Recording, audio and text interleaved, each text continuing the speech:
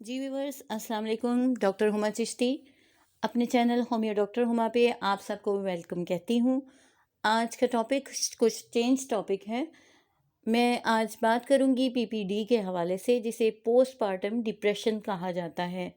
Depression से आप इस चीज़ का एनालिसिस कर सकते हैं कि ये प्रॉब्लम साइकोलॉजिकल इन नेचर है, यानी इसका ताल्लुक नफ्सियात के साथ है। Definitely it is a medical condition, but ये फेस करना पड़ती है न्यू मॉम्स को, यानी यंग फीमेल्स जो न्यू मॉम्स बनती हैं, उनमें ऐसा होता है कि वो इस डिप्रेशन की कैफियत को फेस करती हैं after having a baby. It's a psychological disorder in nature, और पेशेंट में स्ट्रॉन्ग फीलिंग ऑफ सैडनेस आ जाती है। बहुत ज़्यादा सैड रहती है फीमेल, एंग्जाइटी की कंडीशन होती है, बेवजह की परेशानी होती है और टायर्डनेस महसूस करती रहती है। इन्हीं फीलिंग्स की वजह से अब होता क्या है कि पेशेंट ना तो अपना ख्याल रख पाती है और ना ही अपने बेबी का ख्याल रख सकती है। ये कंडीशन अगर बात की जाए कि कितनी देर तक रहती है, तो ये बर्थ के 1 से तीसरे हफ्ते तक यूजुअली रहा करती है। It is a kind of perinatal depression. तो या तो ये प्रेगनेंसी के दौरान ही कंडीशन स्टार्ट हो जाती है पेशेंट के साथ, या फिर बेबी बर्थ के साल बाद ऐसा होता है। तकरीबन 15% वुमेन इस प्रॉब्लम को फेस करती हैं। आप इसकी रेशो का अंदाज़ा लगाना चाहें तो इस तरह लगा सकते हैं कि हर 7 में से एक फ़ीमेल जो है इस प्रॉब्लम का शिकार होती है।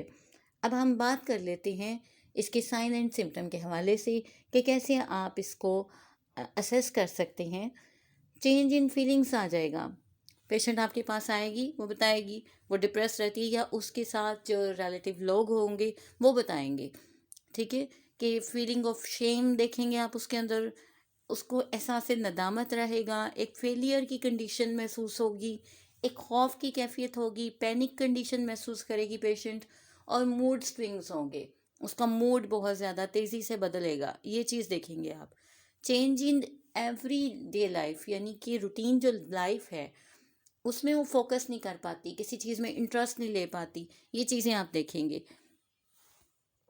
इसके अलावा बहुत सी और चीज़ें हैं, जैसा कि है कि चेंजेस इन एवरीडे लाइफ के हवाले से मैंने बात की, तो उसमें फीलिंग ऑफ टायर्डनेस भी होगी, थकावट का एहसास होगा, या ईटिंग अ लॉट, बहुत ज़्यादा खाएगी पेशेंट, वेट गेन हो जाएगा उसका, या बहुत ज़्यादा स्लीपिंग होने लगेगी, डबल ट्रिपल स्लीप करेगी, जितना सोती है उससे भी ज़्यादा, या ये है कि स्लीप होगी ही नहीं उसकी। ठीक है, इसके बाद कंडीशन है कि changes in how to think about your life of baby. Baby की लाइफ के बारे में सोचना उसके लिए मुश्किल होगा, उसकी फीलिंग्स हर्ट होंगी, सुसाइडल थिंकिंग्स आएंगी, उसको अजीबो गरीब किस्म के ख्यालात आने लगेंगे, बिकॉज वो तमाम न्यू सिचुएशन को टैकल नहीं कर पा रही होती। ठीक है, तो इस सूरत हाल में उसको घर वालों की सपोर्ट की बहुत ज़रूरत होती है, उसके हस्बैंड की सपोर्ट की बहुत ज़रूरत होती है। अब हम बात कर लेते हैं कॉजेज़ के हवाले से। तो कॉज के हवाले से ये है कि अगर किसी फ़ीमेल की फ़र्स्ट प्रेगनेंसी में ये कंडीशन रही है, तो तमाम प्रेगनेंसी में वो तकरीबन इसी फीलिंग को फ़ील करती है और फेस करती है। कॉजेज़ में जीन्स आ जाते हैं, यानी फैमिली हिस्ट्री इन्वॉल्व होती है, कि अगर फैमिली में ऐसा है तो डेफ़िनेटली पेशेंट के साथ ऐसा होता है। सेकंड जो इसकी कॉज़ होती है, हार्मोन चेंजेस की वजह से होती है, कि हार्मोन चेंज होने लगते हैं और प्रेगनेंसी के दौरान, और इसी की वजह से ऐसा होता है। अब बात आ जाती है कि हाउ कैन ट्रीट, हम इसे ट्रीट कैसे करेंगे। सबसे पहले तो ये याद रखिए, सीबीटी यानी कॉग्निटिव बिहेवियरल थेरेपी की जाती है। ठीक है, इसमें देखा जाता है, इसमें क्या होता है कि पेशेंट की नेगेटिव थॉट्स को कंट्रोल किया जाता है।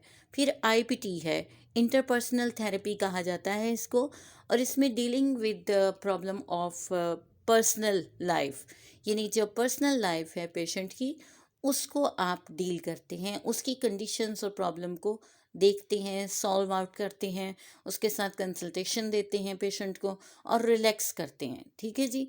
अब बात आती है ट्रीटमेंट के हवाले से। तो ट्रीटमेंट अगर आप देखें तो काउंसलिंग होगी, पेशेंट की काउंसलिंग बहुत अहम है इस सिलसिले में, सपोर्ट करना अहम है उसको।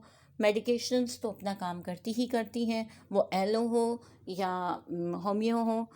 एलोपैथिक में एंटी डिप्रेसेंट्स दी जाती हैं और जो स्ट्रेस को रिड्यूस करती हैं और काफ़ी हद तक बेहतर हो जाती है कैफियत। इसी तरह हमारी होम्यो में बहुत ज़बरदस्त मेडिसिन है जो इस चीज़ को कंट्रोल करती हैं।